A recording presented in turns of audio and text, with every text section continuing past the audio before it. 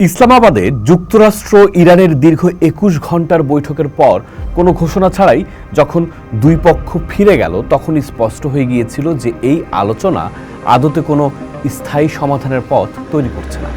এখন পাকিস্তানের এই মধ্যস্থতা কি কেবল একটা আনুষ্ঠানিকতা ছিল, নাকি এর পেছনে যুক্তরাষ্ট্রের স্বার্থ কাজ করছিল, সেই প্রশ্ন বড় হয়ে দেখা দিয়েছে।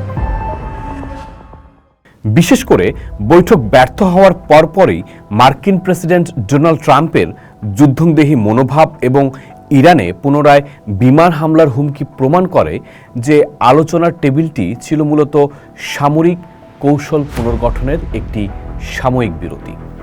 প্রেসিডেন্ট ট্রাম্পের সাম্প্রতিক বক্তব্যগুলো বিশ্লেষণ করলে দেখা যায় ওয়াশিংটনের লক্ষ্য মোটেও কোনো টেকসই শান্তি চুক্তি ছিল না। ট্রুথ সোশ্যালে ডোনাল্ড ট্রাম্পের পোস্ট এবং হোয়াইট হাউসের মুখপাত্র অলিভিয়া ওয়েলসের মন্তব্য থেকে স্পষ্ট যে আমেরিকা চায় ইরানের নিঃশর্ত আত্মসমর্পণ। হরমুজ প্রণালীতে নৌ অবরোধের যে ঘোষণা ট্রাম্প দিয়েছেন তা মূলত ইরানের ওপর মনস্তাত্ত্বিক ও অর্থনৈতিক চাপ সৃষ্টির একটা অপচেষ্টা। যখন ট্রাম্প বলেন ইরান আলোচনায় ফিরে আসুক বা না আসুক আমার কিছু আসা যায় না, তখন বুঝতে বাকি থাকে না যে ইসলামাবাদের বৈঠকটি ছিল কেবল সময়ক্ষেপণের একটি কৌশল। মার্কিন নেভি সিল আর মেরিনদের ইরানের পাশেই মোতায়েন রাখার নির্দেশ করে যে পর্দার আড়ালে এক বড় ধরনের আগ্রাসনের প্রস্তুতি নেওয়া হচ্ছিল। শান্তি আলোচনার নাম করে ইরানকে ব্যস্ত রেখে ওয়াশিংটন এবং তার আঞ্চলিক মিত্ররা আসলে তাদের সামরিক অবস্থানকেই আরও পোক্ত করেছে। এই সংকটে পাকিস্তানের ভূমিকা নিয়ে গভীর সংশয় তৈরি হয়েছে। পাকিস্তানের কূটনৈতিক ইতিহাসে এমন উদাহরণ অনেক দেয়া যাবে। ১৯৭১ সালে বাংলাদেশের মাটিতে তারা যে ভয়াবহ ধ্বংসযজ্ঞ ও গণহত্যা চালিয়েছিল তা আজও দক্ষিণ এশিয়ার ইতিহাসে এক কালো অধ্যায়। ধর্মের দোহাই দিয়ে আঞ্চলিক ভ্রাতৃত্বের কথা বললেও পাকিস্তান বারবার তার পশ্চিমা প্রভুদের স্বার্থকেই প্রাধান্য দিয়েছে। এবারও ইরানকে আলোচনার টেবিলে টেনে এনে তারা আমেরিকার যুদ্ধের পথকেই প্রশস্ত করে দিয়েছে।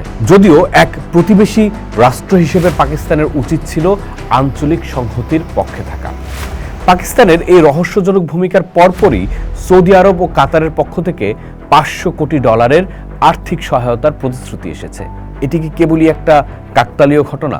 সৌদি আরব ও কাতার ঐতিহাসিকভাবেই মধ্যপ্রাচ্যে মার্কিন স্বার্থের বড় পাহারাদার। তাদের মাটি ব্যবহার করেই বছরের পর বছর ধরে আমেরিকা বিভিন্ন মুসলিম দেশে সামরিক অভিযান চালিয়েছে। আজ যখন পাকিস্তানের রিজার্ভ তলানিতে, তখন এই বড় অঙ্কের অর্থ সাহায্যকে অনেকেই দেখছেন পুরস্কার হিসেবে। ইরানকে কোণঠাসা করার যে মার্কিন প্রজেক্ট, সেখানে পাকিস্তানকে সামিল রাখার জন্যই কি এই নগদ অর্থের যোগান? ইয়েমেন সংকট বা সিরিয়া যুদ্ধে রিয়াদের যে ভূমিকা ছিল তার সাথে ইসলামাবাদের এই নতুন সখ্যতা মেলালে এক ভীতিকর ছবি ফুটে ওঠে।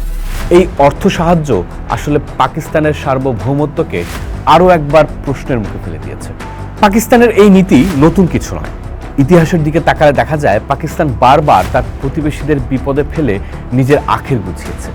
আফগানিস্তানে মার্কিন আগ্রাসনের সময় পাকিস্তানের ভূমি ও আকাশপথ যেভাবে ব্যবহৃত হয়েছে তা এই অঞ্চলের স্থিতিশীলতাকে চিরতরে নষ্ট করে দিয়েছে।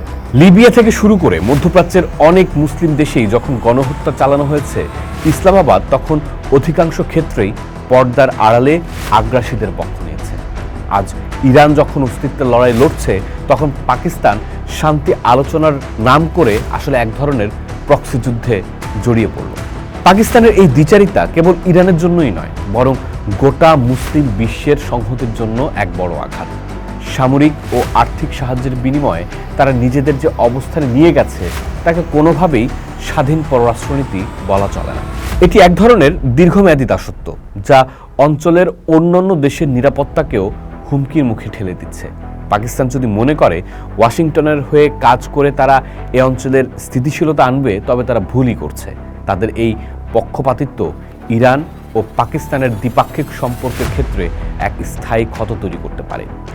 ইতিহাস বলে, যারা প্রতিবেশী দেশের সাথে বিশ্বাসঘাতকতা করে এবং সাম্রাজ্যবাদী শক্তির দালালি করে, তাদের শেষ পরিণতি শুভ হয় না। ইসলামাবাদের এই ভাড়াটে কূটনীতি শেষ পর্যন্ত পুরো অঞ্চলকে এক অনিশ্চিত যুদ্ধের দিকে ঠেলে দিতে পারে। প্রতিবেশী দেশের পিঠে ছুরি মারার এই পুরনো অভ্যাস পাকিস্তানকে শেষ পর্যন্ত আঞ্চলিক বিচ্ছিন্নতার দিকেই নিয়ে যাবে হয়তো। পোস্ট দেখুন, ভাবুন, করুন, থাকুন পোস্টের সাথেই।